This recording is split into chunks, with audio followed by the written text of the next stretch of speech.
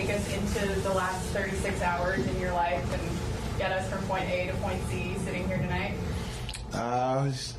It's not something I'm not used to, but it was wild. I was very anxious coming here, excited to, I had a lot of former teammates. TJ McCollum told me the city, and he told me how fun it is to be here, and like Lloyd Pierce, they told me how the fans crazy about basketball and they're passionate, and kind of anxious, kind of excited, because I feel like that's kind of fan base I want to be a part of, and want them to embrace me, and from the good and the bad. But I'm just happy to be a Sixer. I've been watching Sixers my whole life. I watch them every time when we have an off day and they're playing, and I try to keep up the whole league. And I'm just happy to be here and happy to be here in the city, and happy to turn things around, even though we don't have big fella, but just learning and watching, and just learning new schemes and terminology from the coaches. You can tell today like everything's out of whack, like you're trying to figure it out, but then as you get comfortable and everything calms down, we get NBA players and we started to figure it out, started to talk, and we had a better second half than the first half. We flushed our first half, and give us that second half and give another one. I think we can probably pull us a better game out pull better results out. But I'm glad to be here. Thank God for allowing me this opportunity, and I'm going to take a full advantage of it. What was your first reaction when the trade happens yesterday morning? Just where were you? How did you find out? Just give us kind of what was your reaction? Looking in bed, I was just your time, probably. No, my agent called me before. It happened like 10, but you usually get like an hour update before.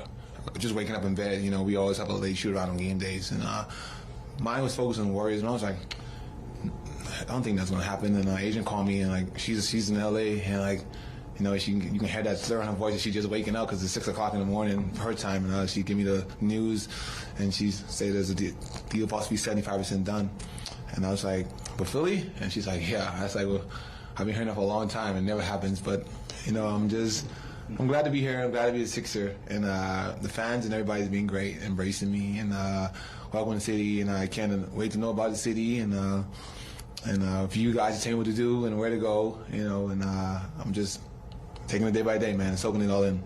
Guys with your skill set have had a lot of success playing with, like, movement shooters. Have had a lot of success with Joel. Guys like J.J. Redick, Seth Curry, players like that. I guess I know it's going to be a while until he's back, but have you thought much about how that's going to work between you and Joel specifically? No, I haven't thought about it, but I tell you, I've played against him, and I've seen what other teams what we've done to them, and just trapping them and sending double teams, and the what ifs always, dang, like these guys getting some good shots, but time will tell when that happens, and I'm sure I'll be willing to be excited for him to get back as soon as he can and healthy, but when the opportunity comes, I'd love to be able to play with him and embrace that moment.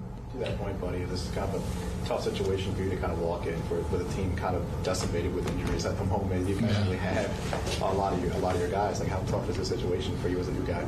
And nobody's gonna feel sorry for you in the NBA.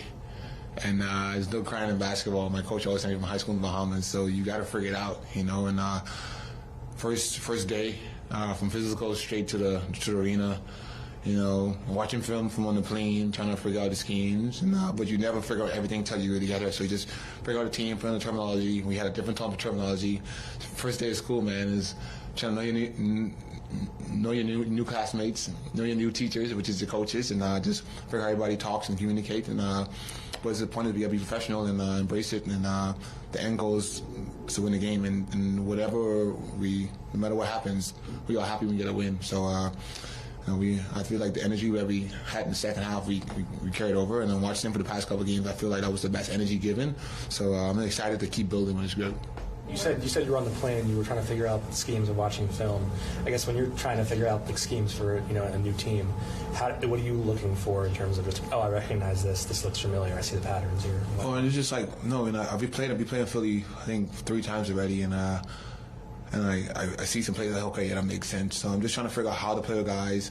I haven't played with Maxey yet, so I'm excited to play with him because he's a fast guy and he goes downhill. So me, ghost screening, blurring, and trying to make confusion. I'm the type of guy that once can makes the defense make confusion and make them react. And when you can make a reaction to the defense to break it down and make a play, and then the next play, and then play pace basketball after that, and just trying to figure it out, man. You should bring a lot of guys. Kelly is aggressive, and Cam, steady, point guard, can score. Just got to figure out your teammates. And when we put all the pauses together, then when we get the big fella, it's going to be another challenge. But it won't be the challenge because we already know what they're going to do to him. You said that you're talking to your agent. They said a deal was like 75% done, and you mentioned that Philly was your instinct. Did you have any idea that was coming, a trade? No, I didn't have no idea it was coming. I just know that the only team that makes sense would have been Philadelphia and everything, and the whole scheme of things. Buddy, can you talk to us about your work ethic? I mean, I heard that you got here a little like around 2:20. Yeah. You were looking for the locker room, and next thing you know, you found it, and you were right out on the court. And you've been out there up until the walkthrough. Yeah. And then you see on Twitter where people saying, "Well, that's Buddy. That's the stuff he used to do in Indiana." Yeah. Just talk about that.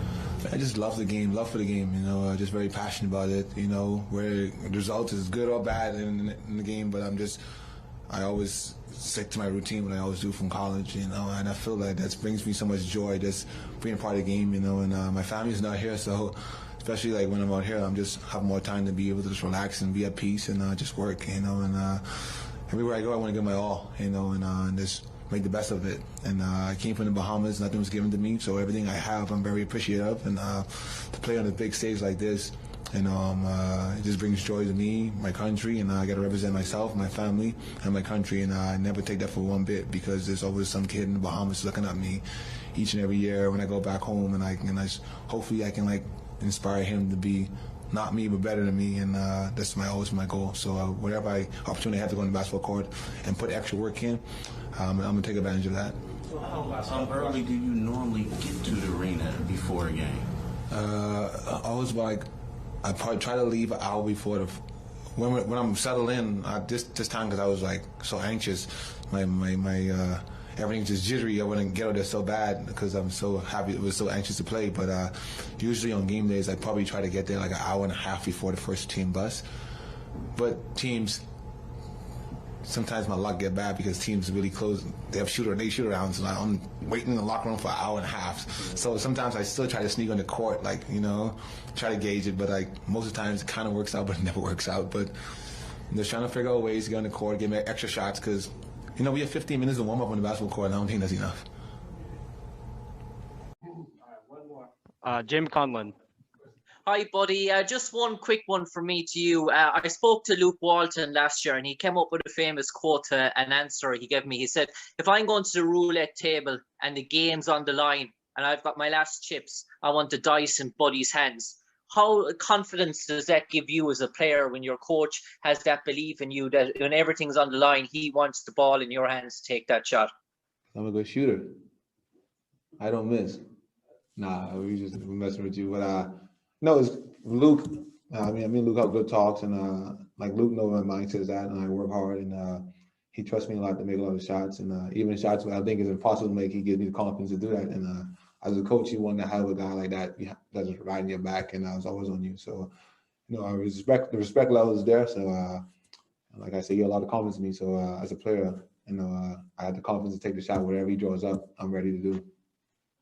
And finally, Buddy, just one thing. I suppose you're repping for the people of the Barbados, Bahamas, all that Bahamas. Come on, man. Bahamas. How important is that you're like a cult figure for your home sort of country, and did you inspire a next generation of players to appear in the NBA?